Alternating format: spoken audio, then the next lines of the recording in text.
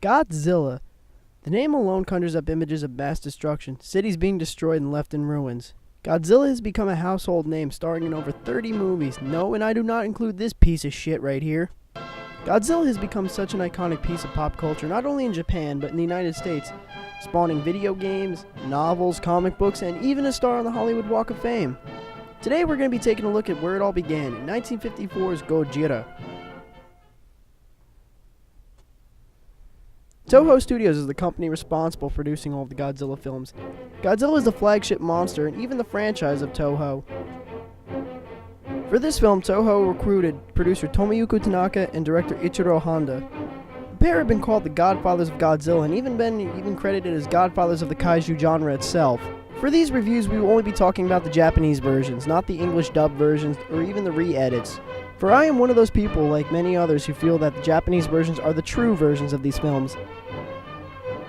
The story itself may be a little cliche, but you have to think to yourself that this movie came out in 1954, over 60 years ago. The acting in this movie is absolutely brilliant. The three actors all stand out and are very relatable characters. Even the extras in this film are very incredible as well. The idea of a man in a rubber suit stomping on miniatures may come off as a bit, low budget today, but it is, for the time, was very, very effective. The filmmakers had made very effective use of these techniques, which leads me to my next point. The Godzilla suit itself, not necessarily my favorite for this one, but you have to remember, this was the very first one ever seen on screen. I'm not one for subtitles, but honestly I didn't mind reading subtitles in this movie. The acting was very good, and didn't really feel like the subtitles really took me out of the film. The idea of Godzilla being a symbol of nuclear destruction it really hits home with this film. For this is the people who experienced the atomic bomb firsthand less than a decade before this movie was even released. What really shines through, other than the effects, is like I said, along with the acting, was the story itself. There are scenes where there are people debating what to do with Godzilla. You see all points, from people deciding whether or not it should be killed, whether it can or cannot be killed, and people whether it should be captured and used for scientific experiment, or just be rid of altogether.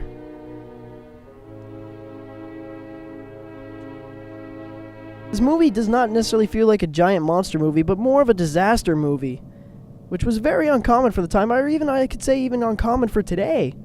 The character of Serizawa is probably one of the best written, if not the best written character in all of the Godzilla franchise. The character of Dr. Serizawa is a great cross between the idea of a mad scientist and with great power comes great responsibility. For he has created something through his research called the Oxygen Destroyer, which will play a major factor in the upcoming Godzilla films throughout the franchise. The Oxygen Destroyer that he created has the ability to destroy all life around it. After seeing Godzilla's rampage, Dr. Serizawa realizes that his Oxygen Destroyer may be the only thing that could stop Godzilla. Reluctant at first, he then decides it is the best thing to do. He destroys all his notes, fearing that this information could fall into the wrong hands, leading to the Oxygen Destroyer being weaponized. Dr. Serizawa eventually gives his life for the greater good to destroy Godzilla. Honestly, when you really look at it, there's probably only 2 films where Godzilla actually dies. I believe Toho did this because they weren't sure if this would be a success or not. Obviously, that's not how it worked out and spawned a massive franchise, but at the time, I believe they were pretty unsure. All in all, this is easily one of the greatest monster movies I've ever seen, and would recommend this to anybody. Even if you're not a fan of the kaiju genre, it's a great place to start. Join us next time as we examine the next film in the series, Godzilla Raids Again.